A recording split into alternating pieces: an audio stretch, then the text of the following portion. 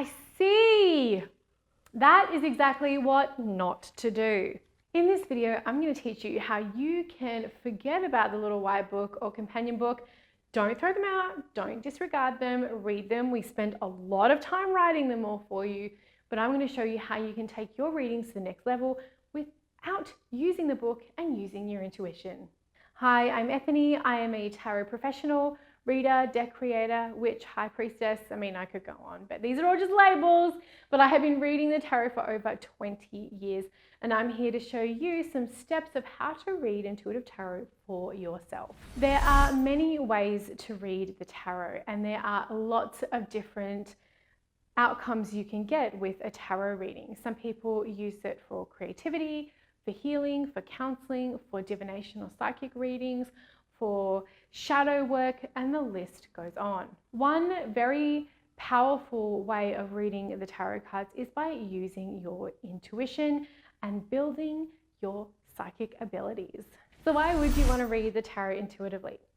Well, it is a wonderful way for you to actually work on, develop, and increase your intuitive and psychic abilities. This means you're going to be able to hear, feel, listen, acknowledge, and act on your intuitive gifts. One of the big things I hear all the time in my coven and when I'm teaching people how to read tarot and just with psychic development and spiritual development is, how do I trust my intuition more?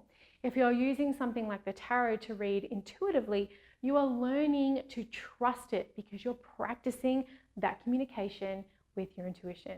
Another benefit of reading the tarot intuitively is that you can literally pick up any deck you want and read with it pretty much straight away once you have practiced and harnessed these skills.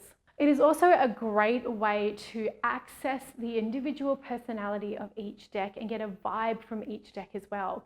So instead of actually translating and moving meanings from deck to deck, for example, if you had Rider-Waite-Smith decks, you would move the meaning from one deck to another. But if you're reading intuitively, you get to go in completely new with each one of the tarot decks that you're getting, and you can actually learn to have a good relationship with the deck itself. Now, for me, I never forget the meanings of the cards, and I will always have that in the back of my mind, but I also allow the deck to speak to me on an energetic level. Reading the tarot intuitively also adds another layer to your reading. As I mentioned before, if you know the tarot system, that is one layer of your tarot reading. And then if you add intuition on top of it, that is another one in this fantastic tarot layer cake. Now I want cake. But when do I not want cake? Am I right? When you read the tarot cards intuitively, it doesn't automatically mean that you are divining or looking into the future or being a fortune teller. I would like to reclaim that word because I think there's nothing wrong with being a fortune teller reader. As a matter of fact, I am one. But just because you're reading intuitively doesn't mean you are trying to see possible outcomes or trying to see possible futures. You can use your intuitive gifts and intuitive readings for any kind of tarot reading. I have an entire system based around 13 types of tarot readings, and you can find out more about each one of them in my Muses of Tarot, where I go through each type of reading, ways you can use the tarot and the cards associated with each of them. One final thing I want to clarify is, what does it mean to be an intuitive reader? So if you're an intuitive reader, you can read any cards, whether they're oracle cards, playing cards, Lenormand cards, tarot decks, and you're just using your intuition and what is in front of you in the cards to access information and do the reading. If you know the system of tarot, as in you could pull out any tarot card and know the meaning of that card, whether it be Marseille, Thoth, Rider-Waite-Smith, whatever, or a collaborative new deck. But if you know the meaning of the tarot cards, but you also use your intuition, you are an intuitive tarot reader. If you are an intuitive reader who uses tarot, that is completely different. Hopefully, I have not confused you too much on that one. Those are just my definitions, but as someone who has taken a long time learning the tarot card meanings and building my intuition as a part of my practice, I feel like there is a difference between an intuitive reader and a tarot reader. Both are just as valid as each other. So now that I've gone through some of the reasons why you would want to read the tarot intuitively and what it means to be an intuitive reader, how do you actually do it? So the first thing you want to do is pick your tarot deck. One of my favorite ways of doing this is by perusing the internet. There are fantastic groups. Also, I look up indie tarot hashtags on Instagram, and I look at new decks coming out for major publishers, and I follow a lot of deck creators. I also check out Kickstarter quite a lot as well. I always look for a connection to the deck in its imagery. If I don't like the imagery, if I don't feel as though I'm going to get anything from it, I can't use it. Same goes with theme. Trust your intuition when it comes to buying the deck and engaging with it. So now you have your deck and you want to learn how to intuitively read for yourself. I recommend that you create your own book of tarot meanings. So you want to get a notebook or a tarot journal and have something dedicated where you can build your own library of what you get in your readings and also with each of the card meanings. Take some time to go through each of the cards. Ask your intuition, what vibe am I getting from this card?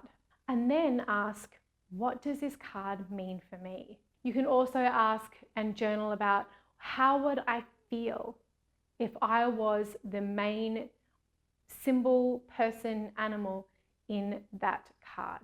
Would I feel safe, scared? Would it feel expansive, or would it feel protected?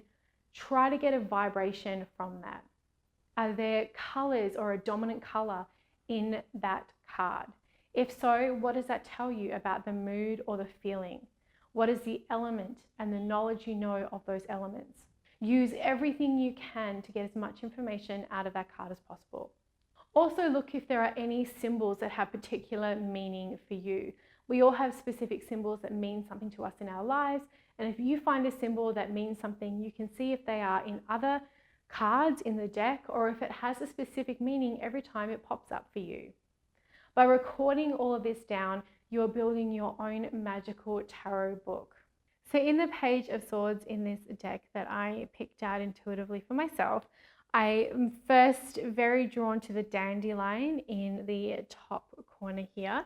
Now, right also in the tarot means moving into the future. So I see this as like wishes or ideas, ideals moving into the future and leaving the self. So the whole of the dandelion going off and doing its individual thing. The next thing I really notice is the books, the pile of books, and the Page of Swords is connected to knowledge and inspiration. And here that is very, very much this person standing, our page is standing on it. So this could also be seen as standing on someone's high horse or not being willing to move away from what they already know. But the fact that they're standing on it is very, very important.